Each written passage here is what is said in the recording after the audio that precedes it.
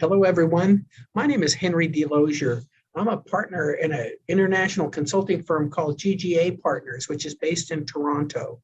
I had the opportunity to meet a lot of Beacon Hill members in the middle of August when we had focus groups at the club.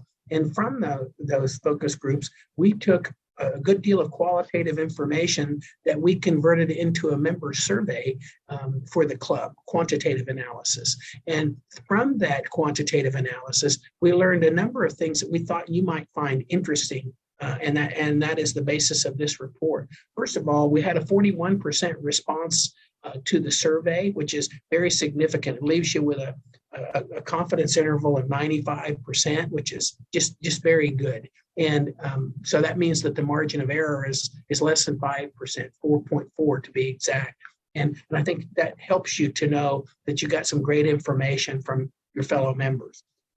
The results of the survey were pretty darn positive from a standpoint that you had a lot of key markers that said to you that you would have overall satisfaction rankings that are in the favorable range and certainly conform well to benchmark norms. There were 5 categories where you evaluated Beacon Hill to be below benchmark standards. And those 5 were the practice facility, your desire for more socialization, the desire to have events and activities that give you a chance for more social events.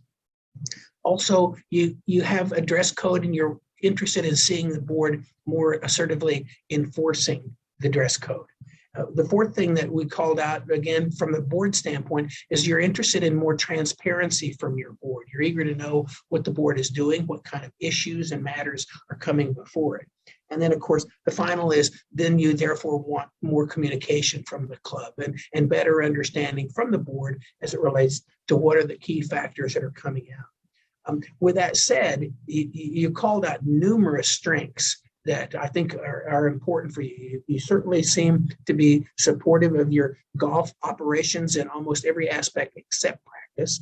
Your food and beverage strength certainly came through as for you, the space and the cleanliness and especially the cocktail lounge and that magnificent view you enjoy there.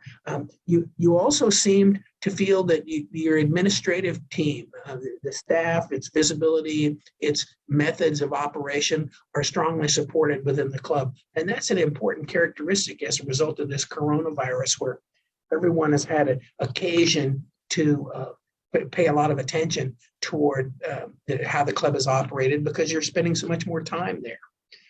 I brought out several of the things that seem to be on your minds as it relates to areas where the club could improve. The other point that I would call out to you that didn't so much come in below the benchmark range as it did come out in your comments, and that was your concern with the pool facilities and wanting to see more. Your performance metrics are very good. You've got from a net promoter score of 32, which means that there's a significant proportion of people who are ready to recommend the club to their friends and neighbors, colleagues, and that's an important characteristic. A positive number on net promoter score is certainly favorable.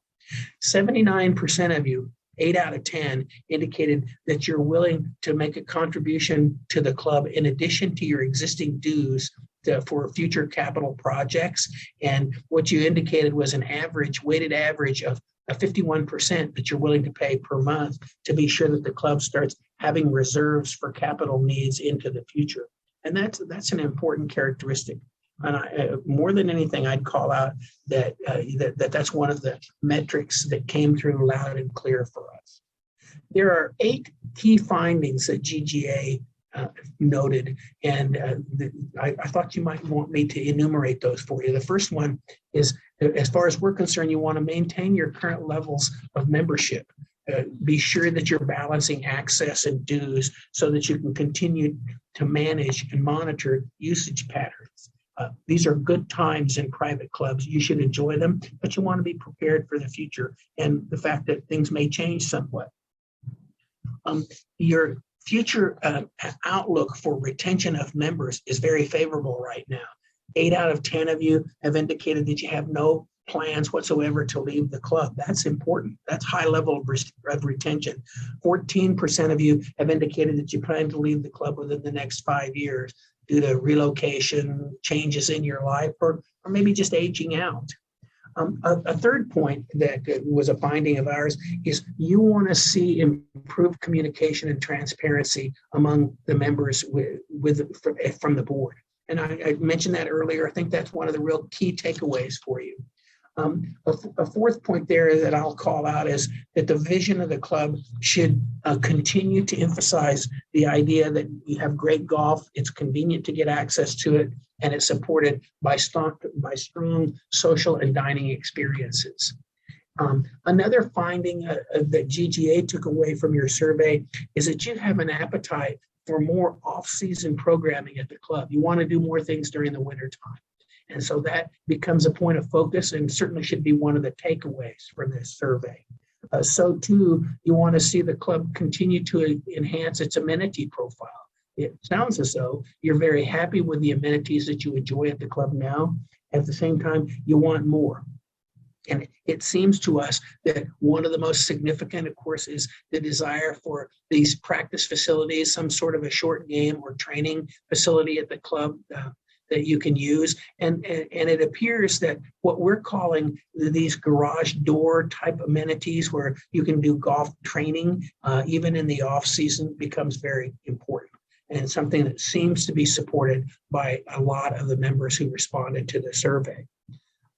You have moderate support, as I mentioned earlier, around the whole idea of funding future capital projects. You know, none of us like to have to write a check and pay more money into the club, but for you to have the kind of club you want with great pool facilities, great amenities, these expanding golf-oriented practice and training facilities, it's going to require more capital from club members, and that's something that everyone needs to be prepared for. It appears to us that you have expressed a desire to help fund those things, and that's going to be an important bit of guidance for your board.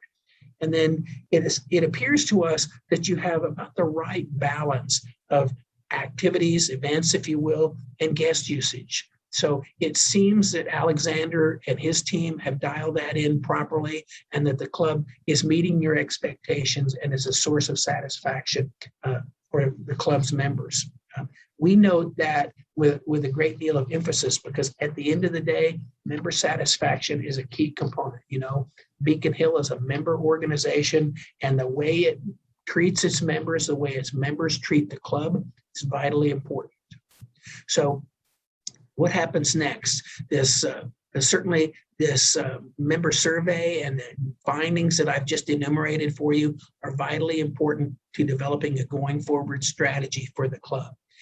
Our firm, GGA Partners, is working with your board and strategic planning committee to formalize the strategic plan. And I'm going to look forward to getting a chance to return to Beacon Hill to talk to everyone about that plan, to tell you more about what is going to go into it and the recommendations our firm is making as it relates to how you can maximize the value of great strategy at Beacon Hill.